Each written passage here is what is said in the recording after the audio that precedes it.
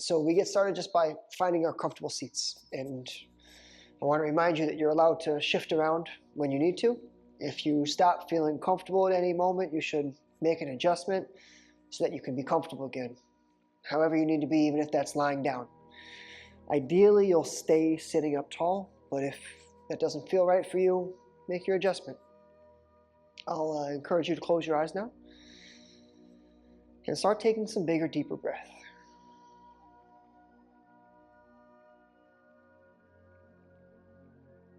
Everything begins as we start to listen to the sound of the breath that passes through the nose.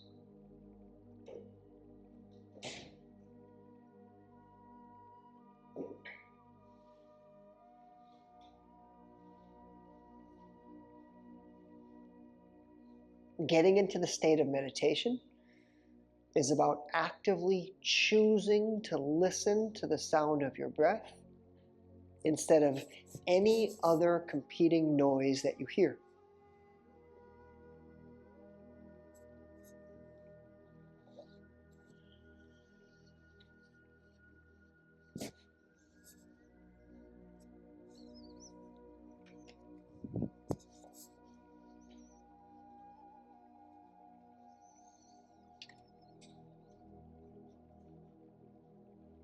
One of the biggest challenges we face in the meditation practice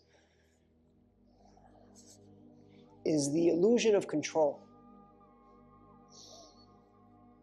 It's easy to take the perspective that if I could only control my surroundings, it would be a whole lot easier to meditate.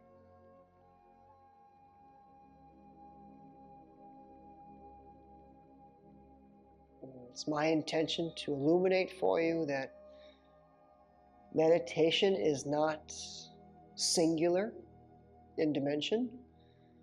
It is multifaceted and complex. Meditation can mean different things to different people. There is no one right way to do it or experience it. But it always feels the same way, unconditional of whatever technique or idea or activity that you use to get there. In this way, you can liken meditation to the feeling of homecoming, returning. It's total acceptance and allowance of your surroundings. I'll offer you a visualization of being in a pool of water, heated to the exact same temperature as your body, to the point where you cannot tell exactly where your skin ends and the water begins.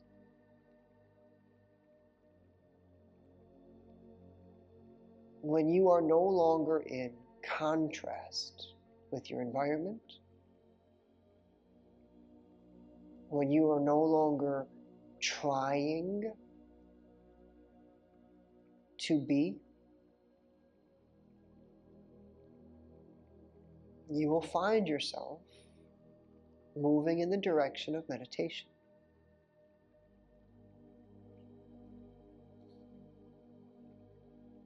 Focusing on the sound of your breath will help to draw your awareness inward into the body. This is your home. This is where the homecoming is experienced.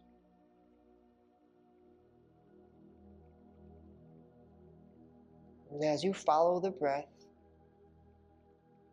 I want you to come to see that there are 3 physical points in your body where you can control the experience of the breath coming in and out of the body. We begin with the nostrils. Everybody is capable of flaring their nostrils. You open and close your nostrils. And if you do a big inhale while you open and close your nostrils, you'll understand that you'll change the sound of the air. You'll change the rate of flow in that air. And if you follow the air from your nostrils to the back of your nose, your soft palate, where it comes into your throat, you may never have noticed before, but you do have control over that area. You can open and close the tissue there. If you bring your lips to touch but separate your teeth, opening your mouth cavity wide, and do a big inhale, you'll feel that steady flow of air. If you clench your jaw together and stick the tongue on the roof of your mouth and you try to exhale, you'll have closed that air. The last point is in the throat. It's that part of the throat that directs food to the belly and air to the lungs. Your vocal cords are right around there.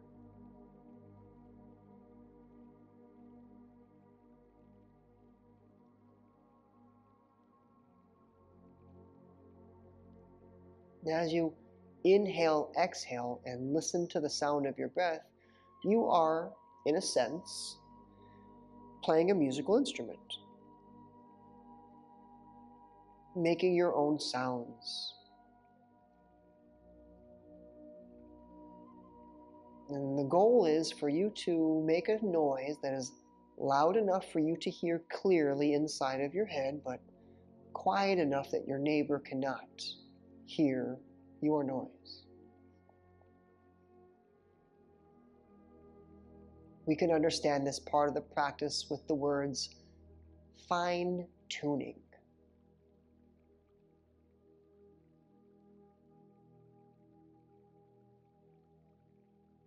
Once you create the desired volume of your breath, I want you to come to see that with the subtlest touch, you can make the sound in your breath more pleasing to your ears, a little bit softer, a little bit more gentle, a little smoother.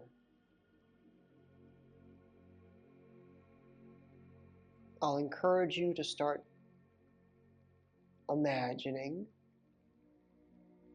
that the breath you breathe through your nose has texture, viscosity.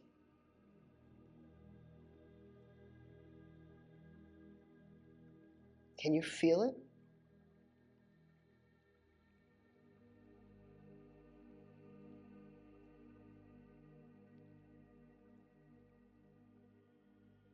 We're going to now use our mental capacity to ascribe meaning to our breath. And we don't have to try too hard. You understand that your inhales are literally life-giving,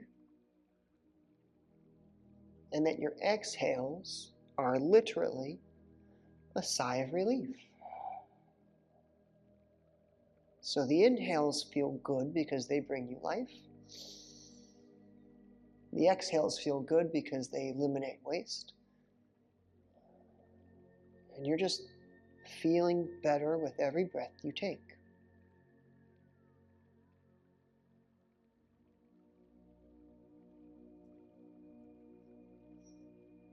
We can further play out this narrative that you are playing a musical instrument with your breath, and that the breath, it sets the tone.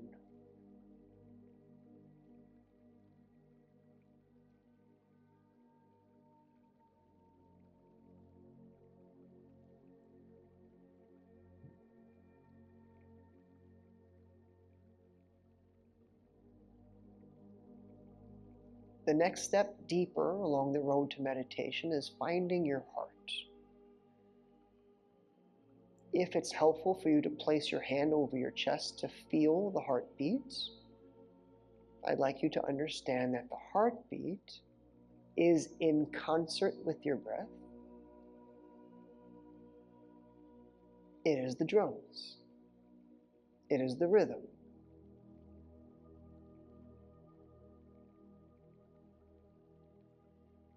Your heart keeps the rhythm, and your breath sets the tone.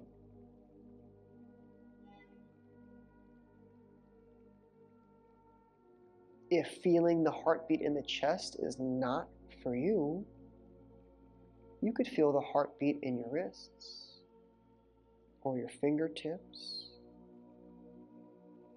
or your temples, or your throat, or your belly, anywhere in your body. In this way, I'd like to suggest to you that you do not have simply just one heart, but in fact you have multiple hearts, smaller in size compared to the one in your chest, but they beat just the same and they serve the same purpose.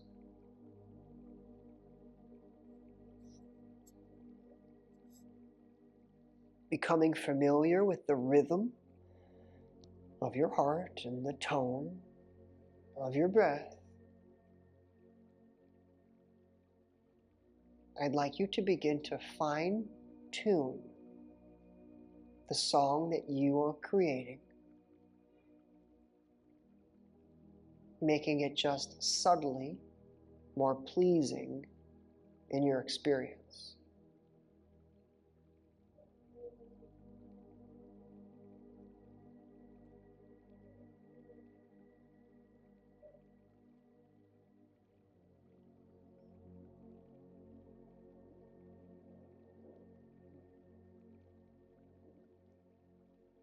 I'll offer you now a perspective, a little peek behind the curtain,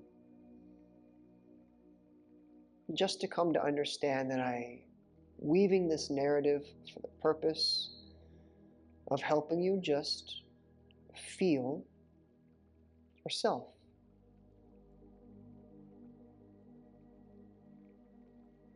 This is what it's going to feel like when you're in meditation.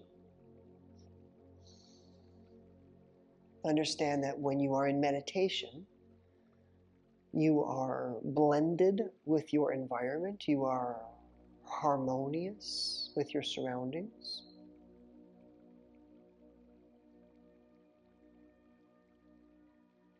It is not possible to be in meditation while you are actively against something inside of you. Meditation is a state of allowing, radical allowance. It doesn't mean that it's going to be comfortable.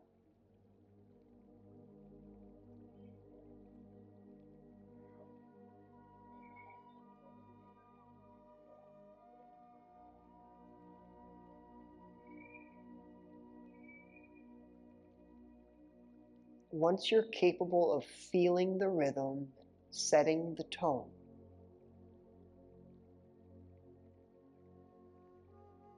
the next step along the way to meditation is concentration.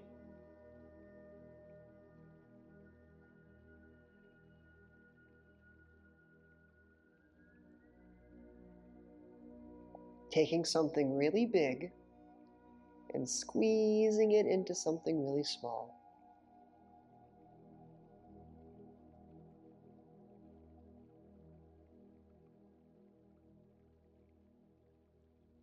Things that are concentrated are potent.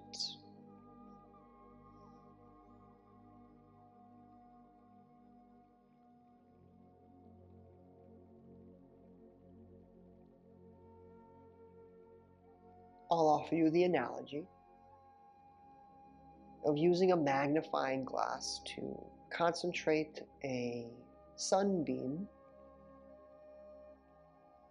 creating a little flame on the other end. You are focusing a great and powerful energy into something very focused and small, like a laser beam. Understand, this is not meditation. It takes way too much effort to concentrate. Concentration leads to meditation.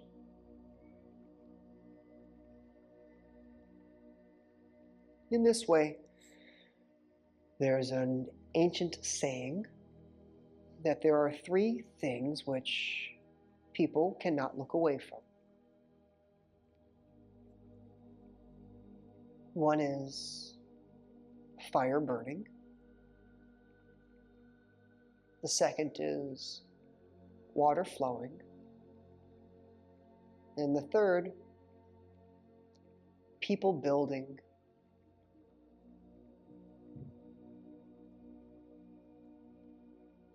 I'd like you to now visualize yourself staring into a flame. You're at a safe distance. If it's helpful for you to feel the warmth of the flame on your skin, enjoy. And see the way the flame dances. The pattern is unrecognizable. You cannot define it, you cannot know it, you cannot claim it.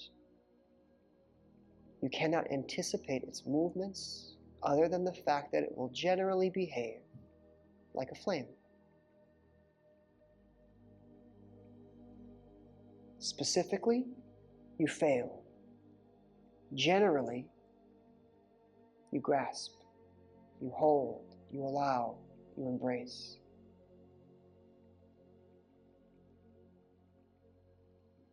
Now you know that fire is sustained by oxygen. Fire cannot exist without oxygen. I want you to inhale, set the tone, and feel as if your breath is sustaining this flame of your awareness. It's almost hypnotizing.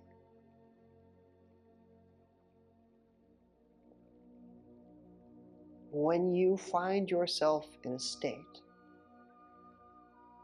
where the flame dances with no effort, where you have the end product of concentration without the process of concentration, then you're in meditation.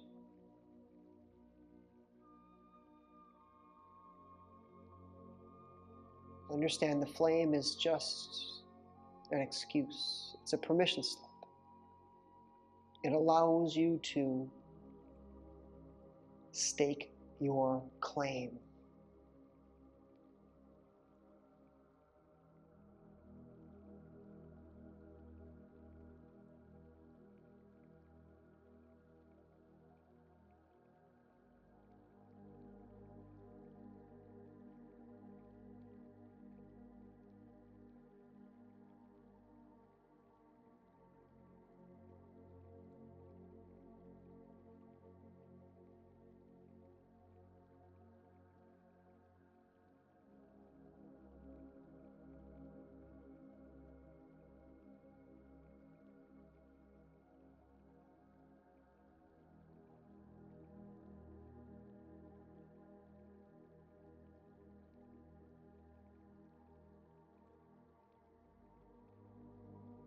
When you can hear the sound of your breath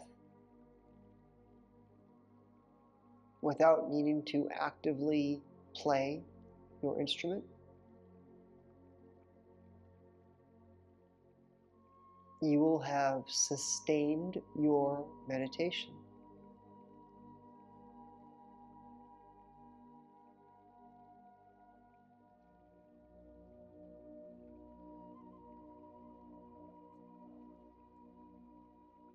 I want you now to gently scan through your body and become aware of the general feeling that exists in your awareness.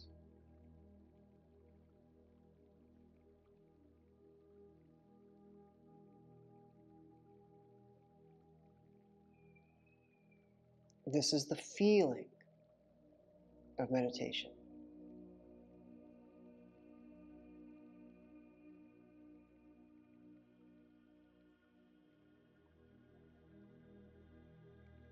As if you are a mountain climber at high altitude. If at any point throughout the rest of this class you find yourself gasping for air or falling out of the feeling that you've created, you inhale through the nose and you find that sound. It'll bring you right back into the state of meditation.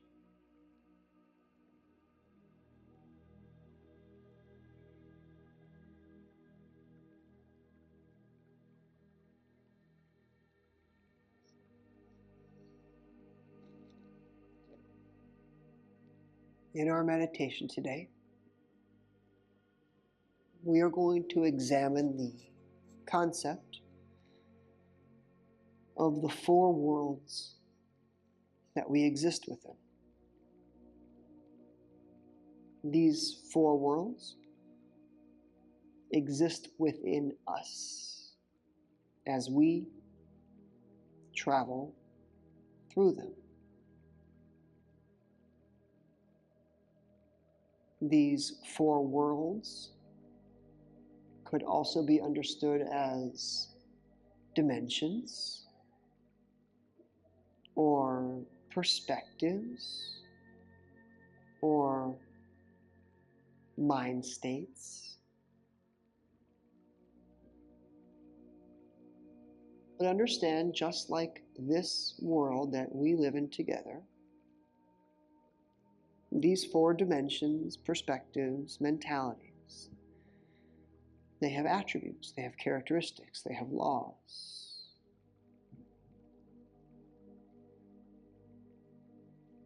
And the way that we travel between them is by following the laws. We could understand these laws to be much like beliefs. For example, in this world that we share, we believe wholeheartedly in gravity. That if we were to jump off of a cliff, we would fall to the bottom.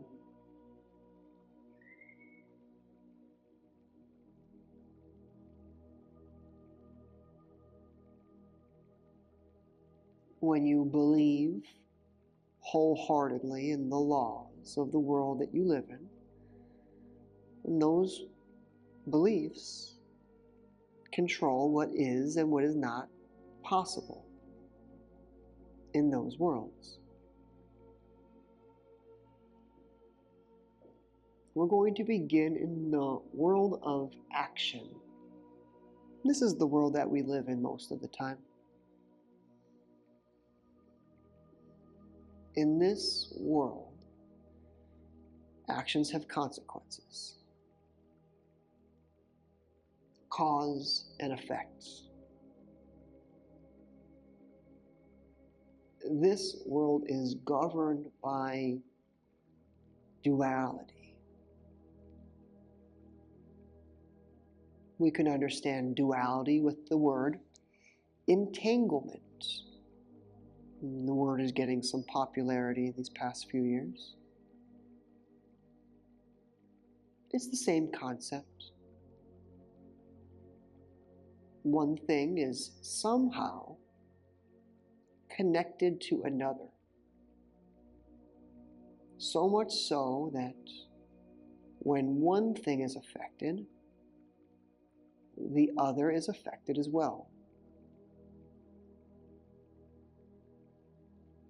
In this way, we can understand the idea of karma.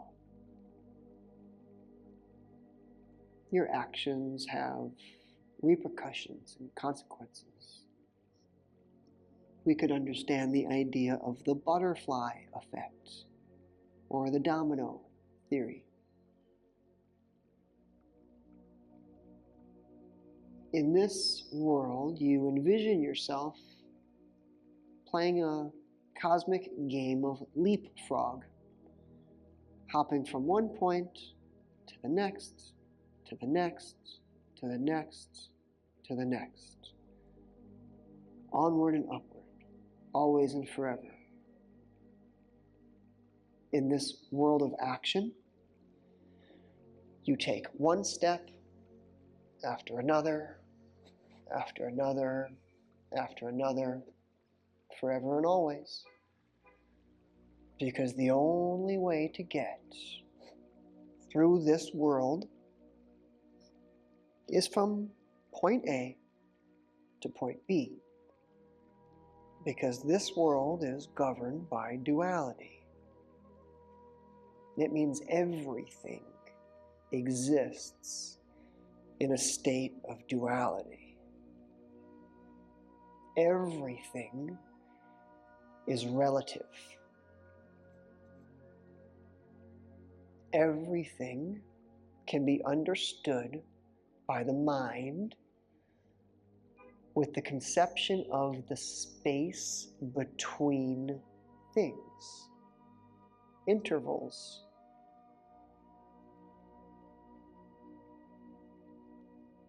In this way, in this world, you never actually get to where you want to go.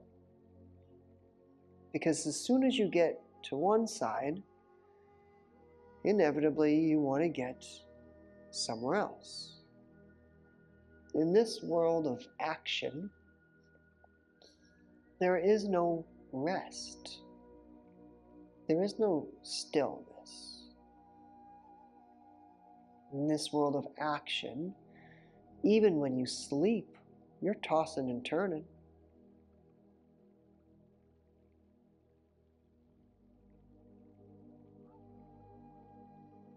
This is why in this world, we are always seeking rest, and when we get it, we shame ourselves for having it.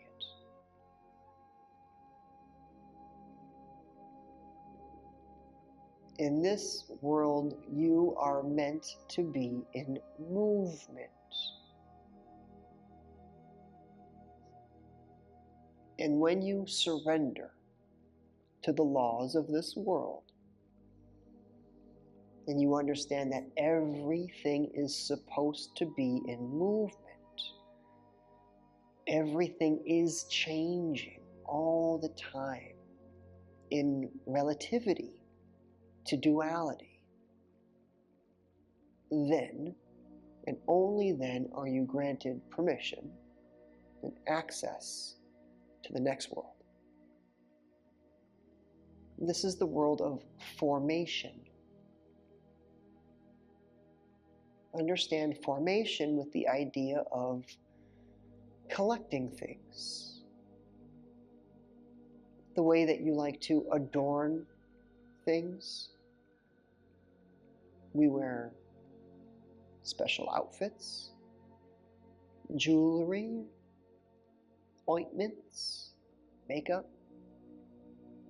We have knickknacks and keepsakes in our homes.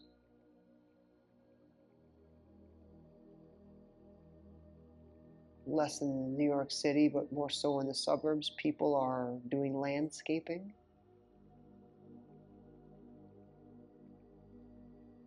In this world, everything you do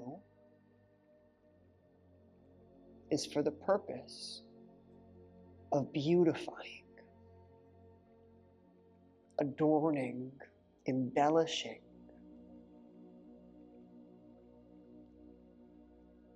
This world is governed by balance. In this way, we can understand that everything is still relative in this world. For example, your perception of what is beautiful is relative to what you believe you could accurately display as beautiful.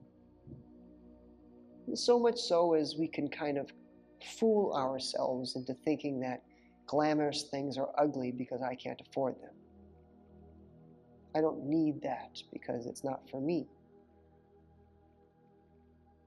And in some way or another, we all push away the things that we desire in this world. Because intuitively, in this world of balance, we understand that if I were to ever possess the objects of my desire, I would be out of balance. And if I'm out of balance, I'm no longer in this world. Now I'm back in the world of action. And I worked so hard to get to this world where I can just make things pretty.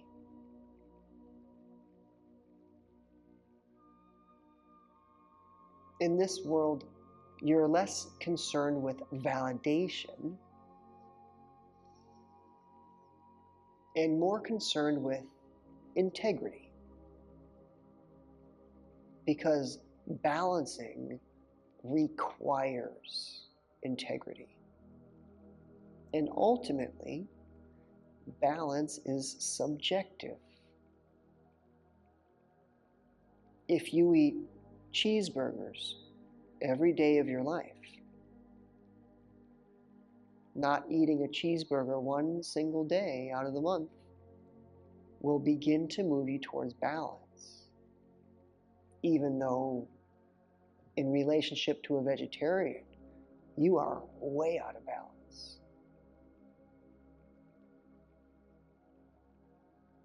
In this world, we cannot concern ourselves with what other people are doing because they are doing those things in the world of action. There is no doing in the world of formation. In the world of formation, things exist in the right place, at the right time, for the right reasons. And regardless of what you do, things must always be in balance.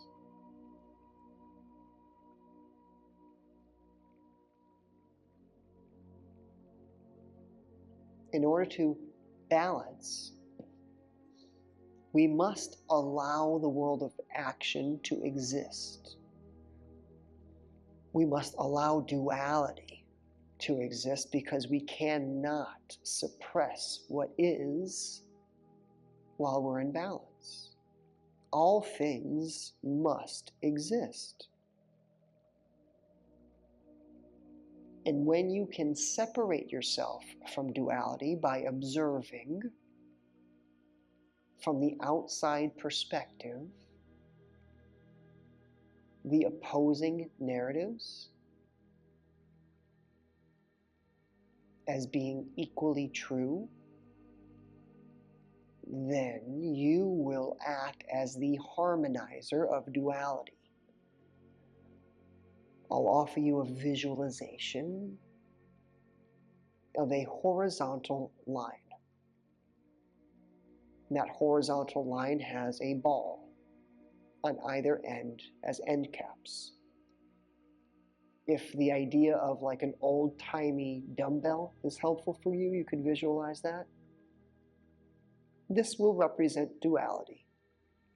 2 points on either ends of a line. You, in the world of formation, hold the center from the outside perspective. You would become a third ball on top, in the middle.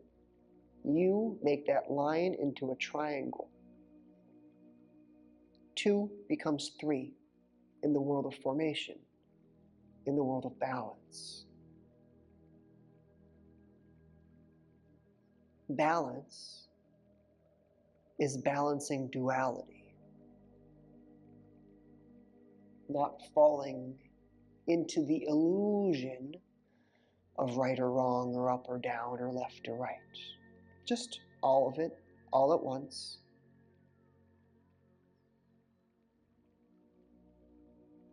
And only when we can allow everything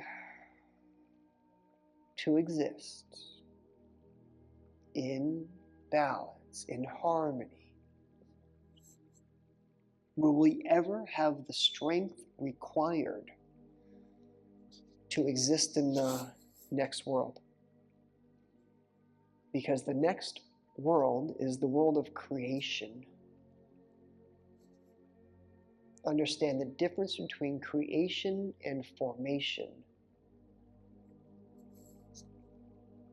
We could understand that theoretically, man does possess the knowledge to form a human body. We can, take odds and end parts, arms and legs and torso, and put it all together. But we cannot animate that body with life. We cannot make Frankenstein's monster. Not yet, at least. That's the difference between formation and creation. We cannot give life to organic life forms. But what we can do is give life to anything and everything within our minds. This is ascribing meaning.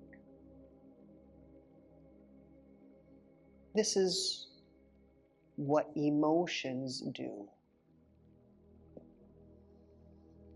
Emotions give life to inanimate objects in your mind.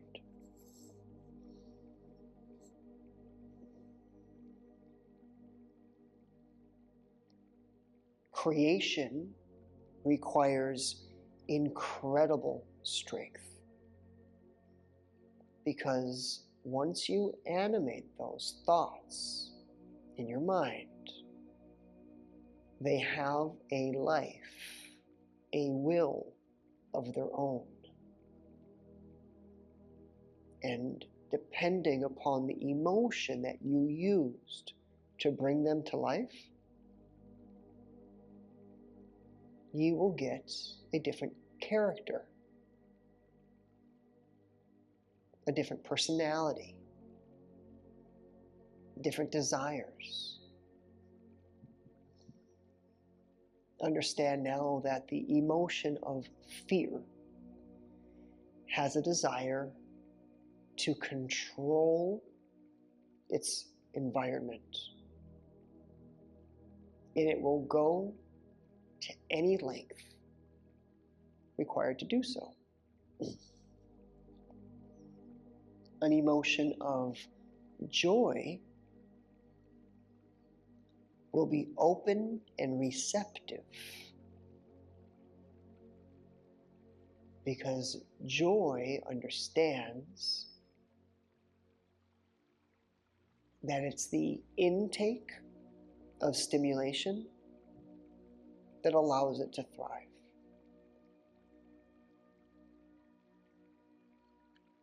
I'll offer you the visualization of a champagne bottle.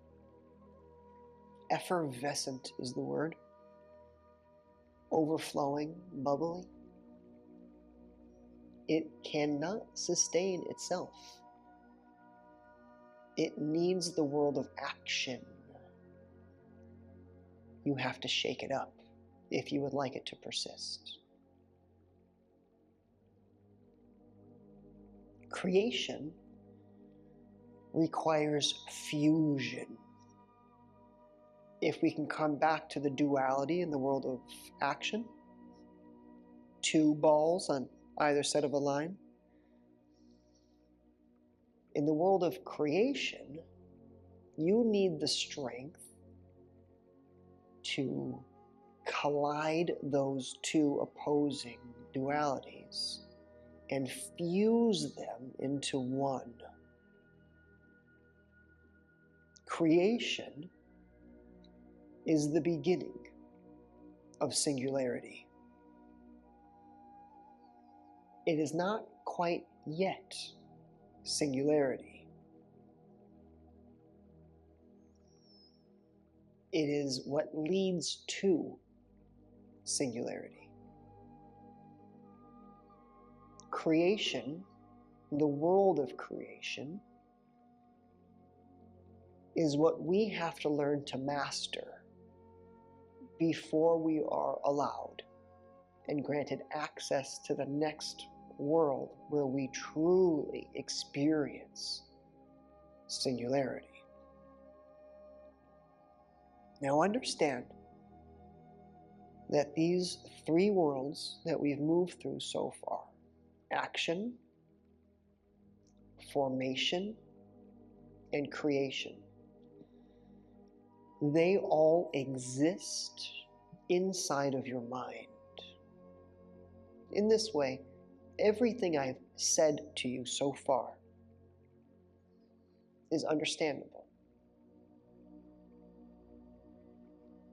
I have not said a single word that is out of your comprehension. Metaphorically, everything that I've said to you, you already know to be true. Because everything that you know exists in your mind as knowledge. Knowledge is the lowest point in the world of creation. It is the entry point. In order to move through the world of creation into the next world of singularity, you must first leave your mind. You cannot take your mind to singularity.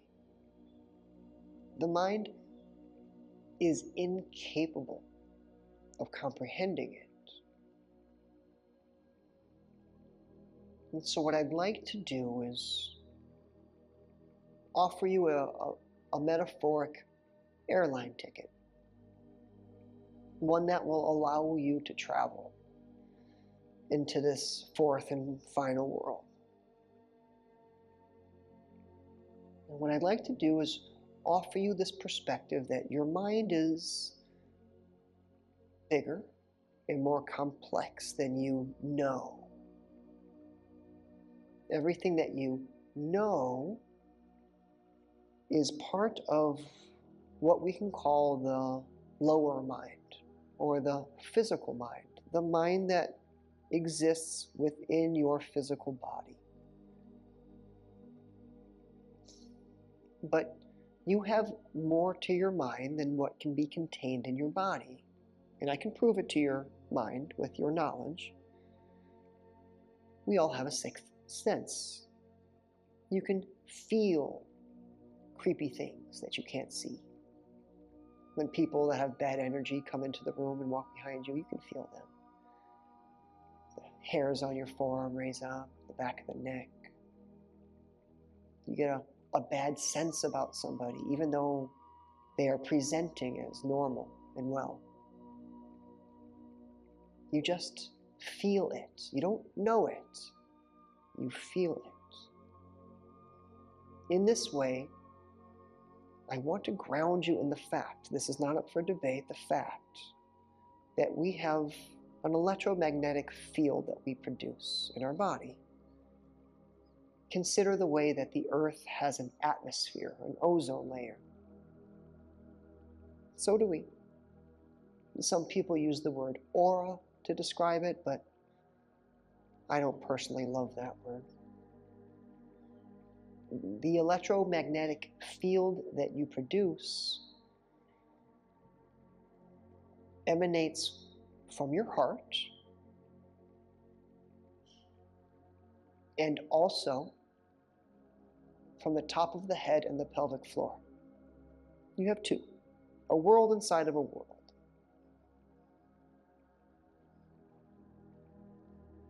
This electromagnetic field that you produce exists outside of your body, up to 9 feet outside of your body, and sometimes as small as just 1 foot outside of your body. Your nervous system, the nerves in your arms, the ones that make the hairs on your forearm stand up, they are capable of feeling all the way to the outer edges of your electromagnetic field. And this is true, and we know it to be true. And in this way, the mind exists outside of the body, just as it exists inside of the body. And so I'd like you now to forget about what you know and begin to feel for the space that exists at the very tip of your nose, the very edges of your lips, your cheekbones, the skin on your forehead, the air touching your nostrils as you breathe.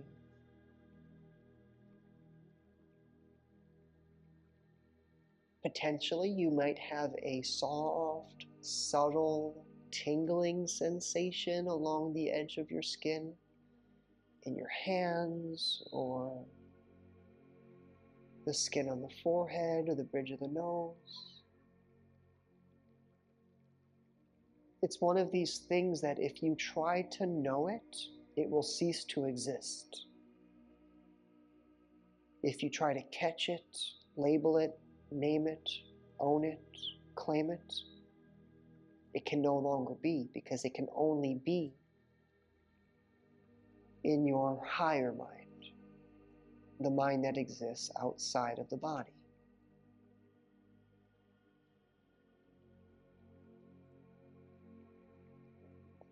And when you find yourself aware of the space outside of the body, feeling into the space outside of the body, you can access this fourth and final world of the singularity. Because this space outside of the body, it literally goes on forever. Hundreds of trillions of light years to the other side of the universe, farther than what the physical mind is able to comprehend. Do you understand now? We cannot fathom the enormity of the space that exists outside the body, but we can feel it. How far can you feel? There's no way of knowing, because you cannot know these things. Every time you try to know it, you measure it. Every time you measure it, you bring it into the physical mind. You lose access to this higher world. Now remember, the only way to participate in this highest of worlds, this fourth world, this world of singularity, is to leave your mind behind. And if this is threatening to your mind in any way, then you can attach a tether, much like an astronaut doing a spacewalk. They tether themselves to the ship so that they don't lose themselves in the enormity of space. You tether yourself to the body, and you do so with your breath. You feel it? You will always be connected to your body through your breath.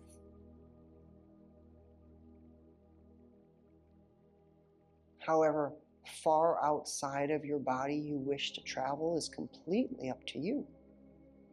Even just 1 millimeter, just feeling the tip of your nose, is a huge accomplishment in confronting the singularity.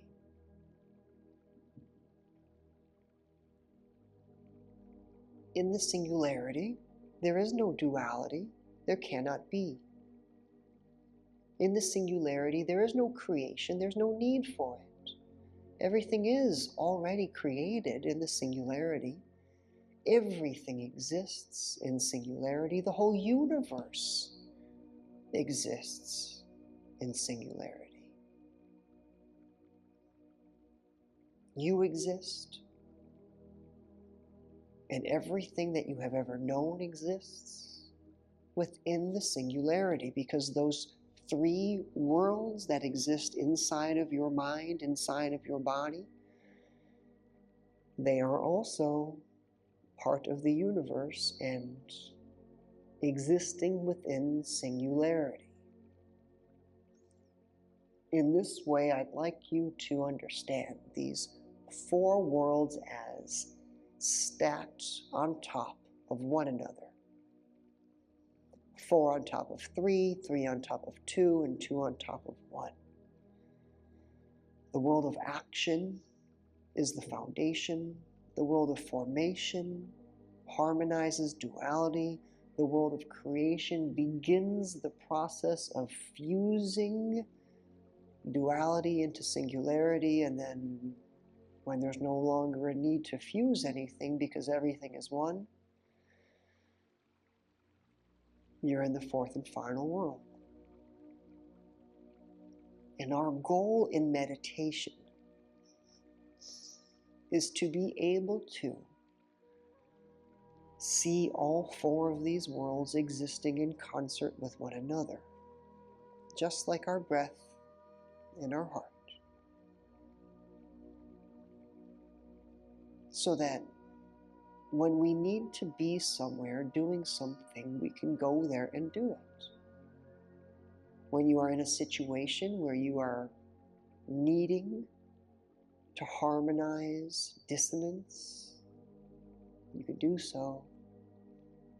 When you are needing to travel and journey from one point to another, you can do so.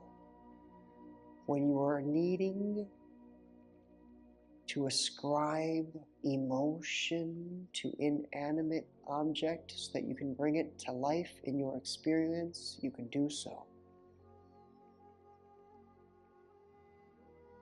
And when you are so strong that you are capable of letting go of everything you know, you can do so.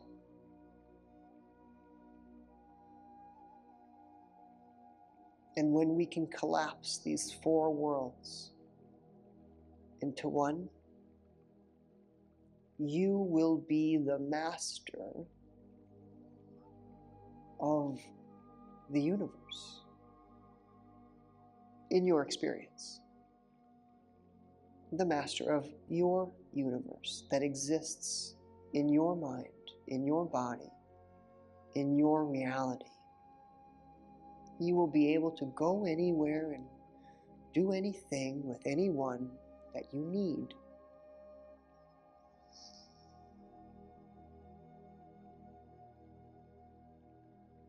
In this way, I want you to understand meditation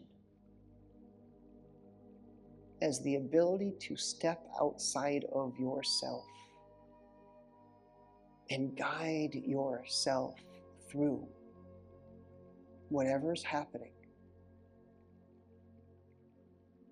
Your ability to see yourself from the outside perspective the bird's eye view, you will act as a guide to yourself. You will become your own, I apologize for the terminology if you don't like it, guardian angel, your own spirit guide, your own higher self, whatever word you ascribe emotion to.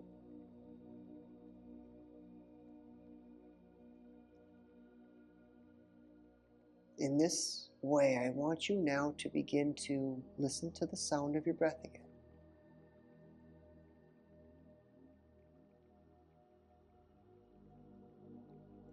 So that no matter where you find yourself, today, tomorrow, the rest of your life, you will always be tethered to your body with your breath. And this sound of your breath will always initiate you in the process of meditation. You can do it standing in line, sitting in traffic, running a marathon, having an argument. It doesn't matter. Meditation is not dependent upon you being at peace.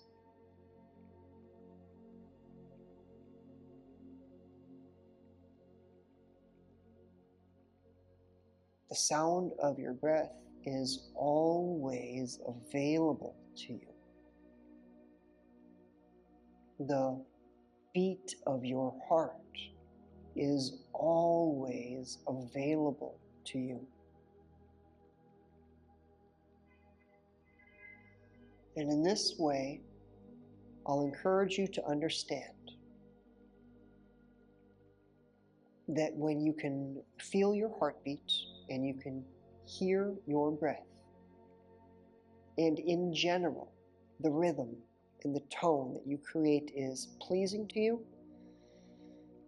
you will always be in the right place at the right time. You don't have to question yourself. You can just be.